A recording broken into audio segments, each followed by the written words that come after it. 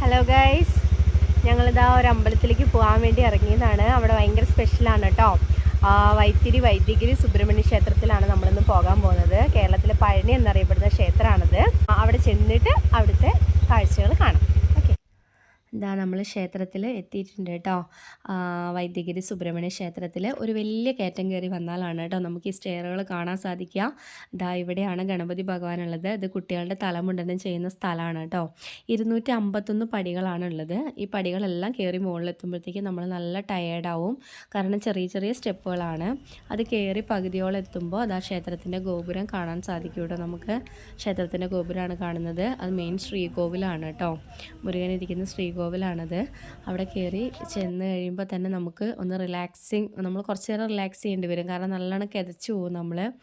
പിന്നെ നല്ല ഒരു അറ്റ്മോസ്ഫിയർ ആണ് കേട്ടോ. നമുക്ക് എന്തെന്നറിയാത്തൊരു പോസിറ്റീവ് എനർജി തരുന്നതാണ്. ഇത് അമ്മയൊക്കെ റെസ്റ്റ് ചെയ്യുകയാണ് അവിടെ. കാരണം അവരെല്ലാവരും കയറി വന്നു കഴിഞ്ഞപ്പോൾ മടുത്തുപോയി.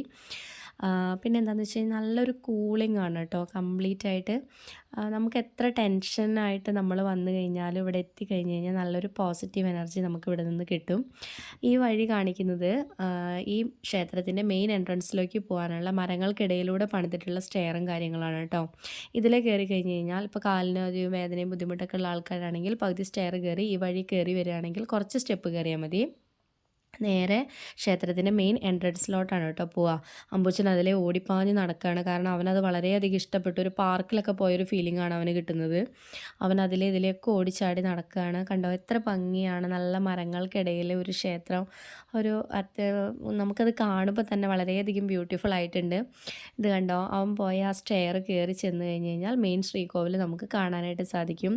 അതുമാത്രമല്ല നമുക്കിതിൻ്റെ ആ ഒരു ഭംഗി ആസ്വദിക്കാനായിട്ട് ഒരുപാട് കാര്യങ്ങളൊക്കെ ഒരു വ്യൂ പോയിൻ്റൊക്കെ അവരവിടെ ക്രിയേറ്റ് ചെയ്തിട്ടുണ്ട്. അതിലേക്ക് കയറി ചെന്ന് കഴിഞ്ഞ് കഴിഞ്ഞാൽ കാണാൻ സാധിക്കുന്നുണ്ട്. സ്റ്റെയറൊക്കെ ഉണ്ടാക്കിയിട്ടുണ്ട് അവിടെ. ഇതിൻ്റെ മുകളിൽ നിന്ന് കഴിഞ്ഞ് കഴിഞ്ഞാൽ വളരെ ഭംഗിയായി തന്നെ നമുക്ക് ആ ഒരു വൈത്തിരി താലൂക്ക് ഫുള്ള് കാണാനായിട്ട് സാധിക്കും. കണ്ടോ എത്ര ബ്യൂട്ടിഫുൾ ആണെന്ന് നോക്കൂ. ആ ഒരു ഇത് നിങ്ങൾക്ക് ഈ വീഡിയോ ഇഷ്ടമായെങ്കിൽ ലൈക്ക് ചെയ്യണം കേട്ടോ.